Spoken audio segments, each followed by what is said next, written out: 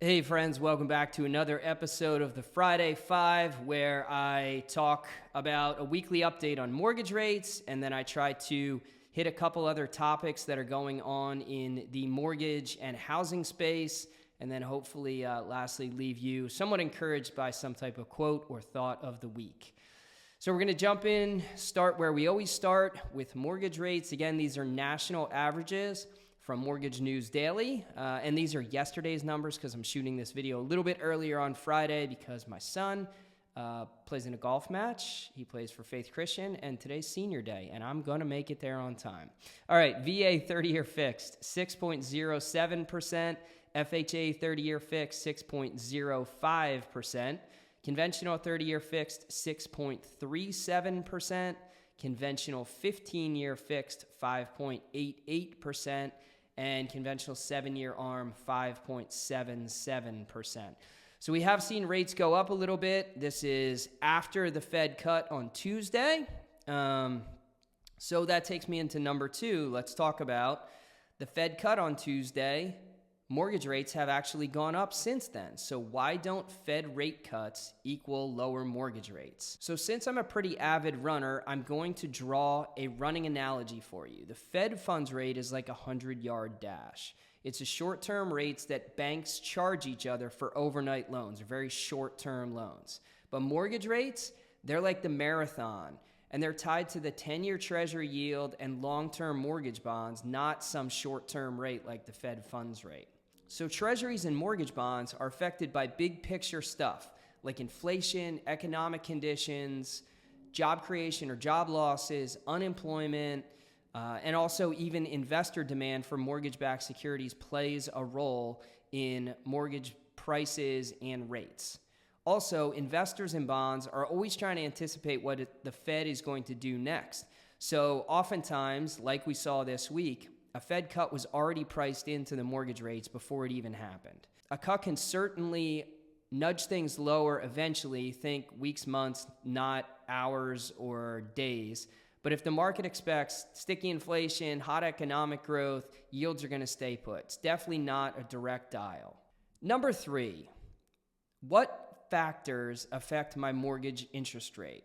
So when you apply for a mortgage, the interest rate is affected by lots of different factors. First and foremost, your credit score plays a huge role in the rate for most mortgage products. There are some mortgage products, maybe some state bond programs, and to a certain degree, FHA, VA, and USDA loans where it's kind of one size fits all pricing, but even the USDA, FHA, VA loans, if you're on an extreme, if you're a lower credit score or a higher credit score, you're going to see a slight adjustment to the rate based on your credit score. On a conventional loan, it can be dramatic, the difference between, say, a 760 and a 660 credit score.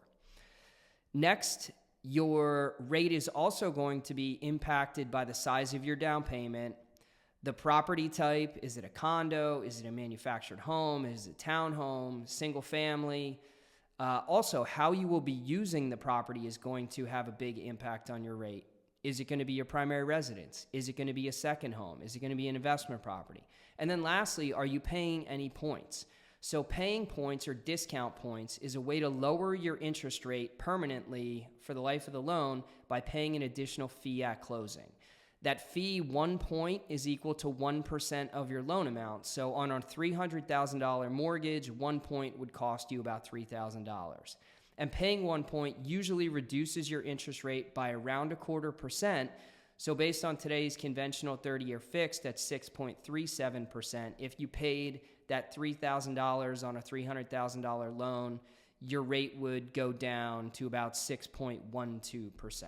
Number four, how can a cosigner help me qualify? So right now I have a customer. Her husband has had a couple issues with his credit, so we really can't put him on the new application. So she is applying, and graciously her sister and brother-in-law have agreed to cosign with her.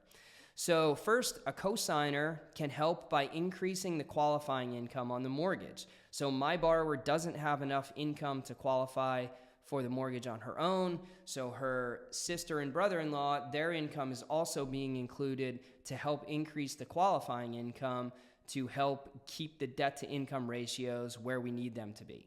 Keep in mind, though, the cosigner, if we're going to use their income to qualify, we're going to pull their credit and we're going to see their debts as well, and we have to count those in the ratio. So an ideal cosigner is going to be someone who has good, solid income and not a whole lot of debt.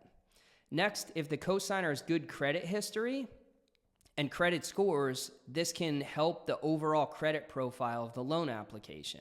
So it's not going to totally overcome horrendous credit scores, but if the credit scores are low-ish or like in the mid-range, a really high credit score cosigner could help offset and improve that credit profile a little bit. And lastly, the cosigner's assets can also be included on the application, which again can help the overall credit profile of the loan by showing more assets, which would be checking, savings, retirement, investments, and that also could lead to having some reserve assets or leftover funds that again can help strengthen the credit profile.